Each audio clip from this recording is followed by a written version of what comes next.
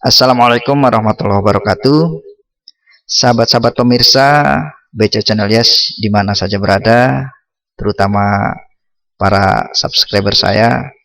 Mudah-mudahan pada kesempatan hari ini dalam keadaan sehat walafiat dan tetap semangat, terutama tetap setia mantengin terus channel BC Channel Yes ini.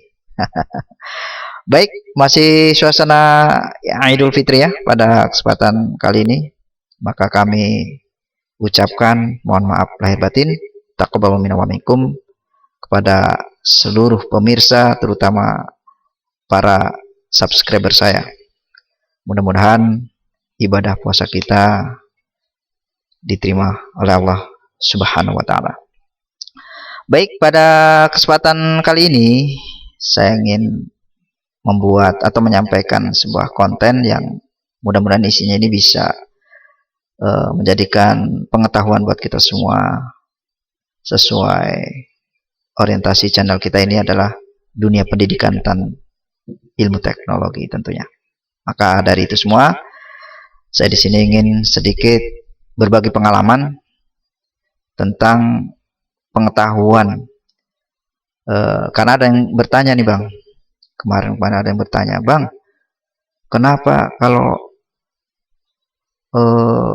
pasar itu ya, kadang-kadang barang-barang di pasar itu bisa naik, bisa turun. Apakah ada yang mengendalikan? Apakah itu permainan para cukong atau para pedagang atau bagaimana?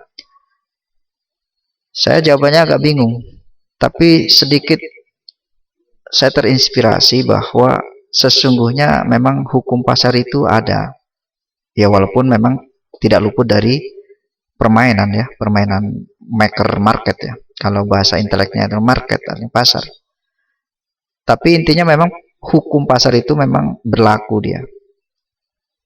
Contoh yang kita rasakan ya, seperti misalkan ada barang coklat, pisang, pete, jengkol, cabai ya, bawang, itu kadang-kadang kan harganya naik dan turun ya. Nah, itu dari mana rumusnya kok bisa naik dan turun?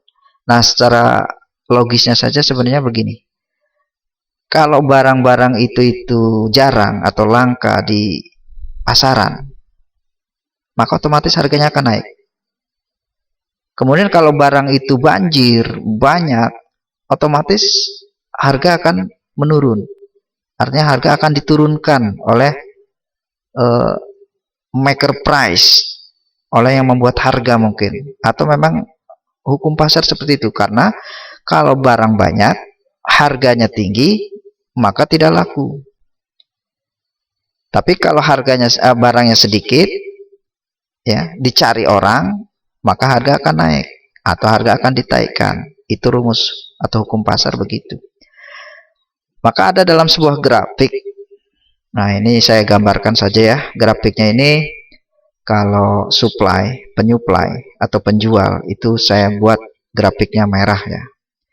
Kalau dalam istilah bahasa intelektual atau bahasa trader itu candlestick namanya.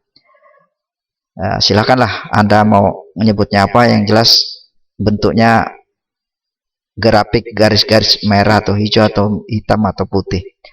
Tapi kali ini saya akan gambarkan kalau penyuplai saya warnai merah, kalau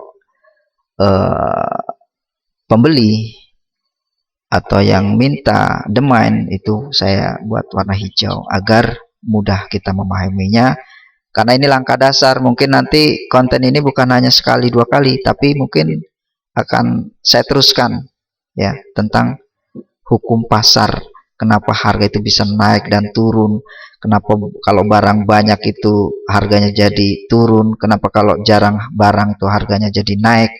Ini dengan pengetahuan grafik yang akan saya demokan pada Anda semua, itu bisa paham kita.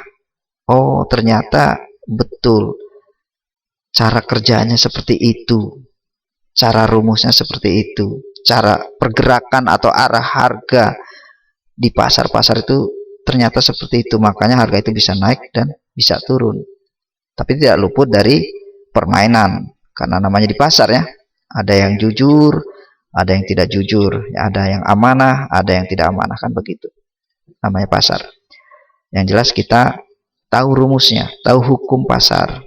Nah, intinya seperti itu, saudara-saudara sekalian.